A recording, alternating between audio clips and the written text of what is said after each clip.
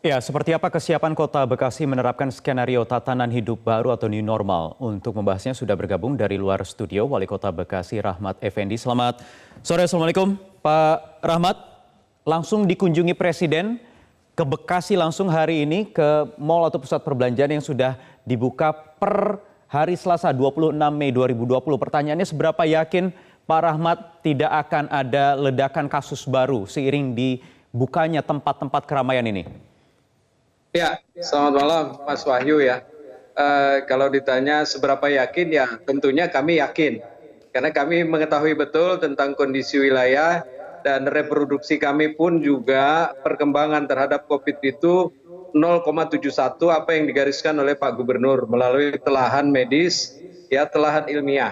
Jadi kalau kami sudah ada di level 2 sekarang ini, maka kami boleh melakukan adaptasi. Kami menamakannya adaptasi ya. Kalau yang sedang tren itu adalah new normal, adaptasi pada tatanan hidup atau kehidupan baru masyarakat yang produktif. Ya, kenapa harus masyarakat produktif? Artinya masyarakat harus ikut bersama-sama membangun kembali ekonomi melawan COVID-19. Jadi dasarnya itu maka ya ada 50 kelurahan yang sudah dinyatakan hijau. Ya. Tidak ada lagi yang positif, maka ini adalah bekal kami ya berdasarkan kajian ilmiah. Memang masih ada Wahyu, masih ada 10 ya yang dinyatakan dan 2-3 hari ke depan kita yakinlah untuk terus berkurang. Kalau zero saya yakin ya belum lah karena masih sebagai transmisi, masih sebagai geografis, masih sebagai epicentrum Jabodetabek. Ya, makanya kita sudah melakukan ya adaptasi ya terhadap sekarang rumah-rumah makan yang tadinya hanya take away, yang tadinya hanya drive thru, sekarang kita pergunakan sitting tapi tidak boleh ya harus diatur dengan jarak 1,2 meter. Baik, saya tanyakan hal soal keyakinan Bapak tadi karena ada sejumlah pakar epidemiologi yang mengkhawatirkan usai Lebaran Idul Fitri ini akan ada lagi ledakan kasus baru COVID-19. Nanti akan saya tanyakan juga karena kabarnya juga ada satu keluarga di Bekasi yang positif COVID-19. Padahal mereka sempat mengikuti sholat Idul Fitri di masjid di wilayah Bekasi, Pak. Mungkin nanti bisa dikonfirmasi apakah ini benar atau tidak, karena saya khawatir akan ada klaster baru nanti. Sesaat lagi kita akan lanjutkan usai jeda Headline News pukul 18 waktu Indonesia Barat. Ya baik, kita lanjutkan lagi berbincang dengan Wali Kota Bekasi Rahmat Effendi. Pak Rahmat, tadi sesuai pertanyaan saya sebelum kita jeda tadi, benarkah ada satu keluarga yang positif COVID dan mereka ini kemarin sempat melakukan sholat berjamaah, sholat Id di masjid, Pak? Ya, saya luruskan Mas Wahyu ya. Sebenarnya beliau sebelum Lebaran sudah teridentifikasi di Rumah Sakit Bella itu ya melalui swab. Ya. Melalui swab dan dinyatakan positif. Ya. Beliau tidak sholat Id karena sudah teridentifikasi. Makanya kami ambil ya pada saat mau melakukan. Halo Mas Wahyu? Ya, silakan Pak, lanjut Pak. Lalu kami rawat di rumah sakit umum. Setelah itu kan standarnya kami harus melakukan tracking. Nah, tracking di keluarganya ada 3 orang yang sudah kami isolasi di rumah sakit umum daerah rujukan utama. Artinya bukan karena kalau kasus baru pasti ada lah, karena memang vaksin, obat memang belum ada. Tetapi terus kita bagaimana ya mengantisipasi perkembangan daerah-daerah yang ada. Nah, kita melakukan rapid, kita melakukan swab. Jadi kalau dari apa yang tadi saya sampaikan itu memang nggak mungkin 100% bisa kita selesaikan pandemi ini.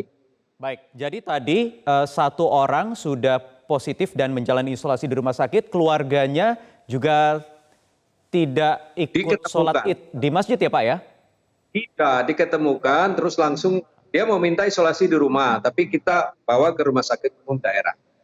Ya, baik. Karena juga ada kekhawatiran dari pakar epidemiologi usai Lebaran, karena sebelum Lebaran juga sudah mulai ramai aktivitas di pasar yang dipadati oleh para pengunjung. Kemudian kemarin Bekasi salah satu daerah yang memperbolehkan secara terbatas untuk menggelar sholat Idul Fitri secara berjamaah. Yang dikhawatirkan kemudian nanti akan menimbulkan kelompok atau klaster-klaster baru lagi, Pak. Seberapa yakin atau bagaimana Anda menilai tingkat kepatuhan warga Bekasi dalam hal ini sampai detik ini Pak Rahmat? Yang pertama yang kami lakukan ya bukan pada persoalan kitnya. Yang pertama kami lakukan, kami minta kepada warga masyarakat untuk ya di DKM itu untuk membentuk panitia. Yang kedua standarnya harus dipenuhi. Kami sebelum memberikan izin kami rapid. Setelah diketemukan ada 71 orang dari hampir 1.000 masjid, ya kamu swab. Ternyata semua negatif. Alhamdulillah pada proses perjalanan sholat id kemarin aman. Jadi kalau ada dari warga tertentu yang terus kami ketemukan 1 atau 2, ya memang daerah kita ini masih dalam kawasan yang saya bilang nih adalah daerah masih dalam epicentrumnya Jabodetabek. Jadi kita nggak bisa clear. Tetapi kita udah tahu daerah ini, daerah ini, daerah ini. Nah selanjutnya kita lakukan isolasi atau perawatan di rumah sakit rujukan kita.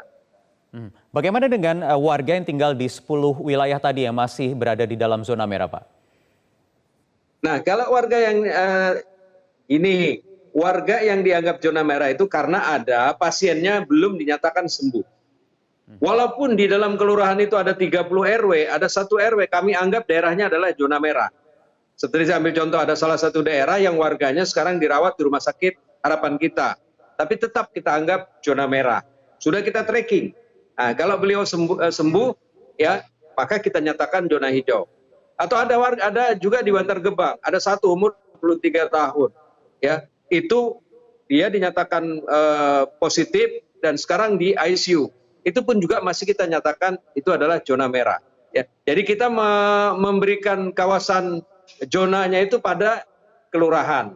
Ya, di bawah kelurahan itu ada RW dan RT. Maka itulah yang kami namakan adalah gugus tugas RW pada kawasan yang kami batasi di RT dan RW. Dan hasilnya cukup ya yang mengembirakan. Kalau dari 56 kelurahan ternyata ada 5 atau 7 kelurahan yang dianggap merah, tentunya kita sudah keluar dari level 4 pada level 2. Karena RO kita 071 menurut ya tim analis dari Jawa Barat, tim medis dari Jawa Barat, ya kami harus bisa melakukan adaptasi terhadap warga kami yang sudah hampir 3 bulan ini terkungkung pada persoalan pembatasan sosial.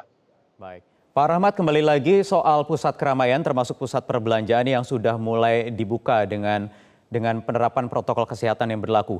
Adakah batasan-batasan atau skenario yang dibuat oleh pemerintah Kota Bekasi seandainya ya, ketika nanti seiring berjalan waktu mal dibuka, kemudian kasus bertambah lagi, apa yang akan dilakukan? Kalau persoalan PSBB-nya kan kita masih tetapkan ya masih dalam proses pembatasan sosial. Nah, dalam proses bagaimana kita meningkatkan sebuah kehidupan ekonomi yang baik terhadap adaptasi tadi kehidupan masyarakat baru yang baik, tentunya kita harus berani mengambil ya keputusan untuk keluar dari persoalan-persoalan terkapar masalah ekonomi tadi. Pak Presiden datang ke kita itu juga melihat kondisi Kota Bekasi yang sudah berani melakukan perubahan-perubahan atau adaptasi tatanan kehidupan yang baru. Nah, semisal tenan-tenan kita buka, tapi kita batasi, tentunya dibutuhkan pengawasan. Ya, selanjutnya ya ke depan tentunya ada pendidikan, ada ibadah. Jadi kalau kemarin Mas Wahyu ada 11 yang dikecualikan, insya Allah kita ke depan bisa 20 yang kita kecualikan, yang bisa dilakukan. Termasuk ya proses belajar mengajar tahun ajaran baru, kita sudah pikirkan. Dan insya Allah apa minggu itu, Pak, depan kita akan terkait pendidikan, Pak, terkait aktivitas di sekolah. Ya, kita sedang susun. Nanti kalau muridnya mungkin 40, kita kurangi 20, bisa jadi 2 shift dalam 1 hari sekolah. Ya, supaya artinya tahun ajaran baru akan berlangsung sesuai jadwal? Insya Allah. Jadi seperti saya sampaikan gini, kita kemarin sudah melakukan sholat id. Ke depan mungkin di Jumat ke depan atau di Minggu, ya rumah-rumah ibadah sudah bisa dilakukan bersama. Artinya yang Muslim bisa melakukan sholat Jumat di masjid. Nah, terus bagi teman-teman yang non-Muslim bisa melakukan di rumah ibadahnya masing-masing. Tapi dengan jarak, tapi dengan masker, tapi dengan aturan-aturan yang ketat. Baik. Terima kasih Wali Kota Bekasi Rahmat Effendi sudah bergabung bersama kami di Prime Time News. Terima kasih Mas Ayu.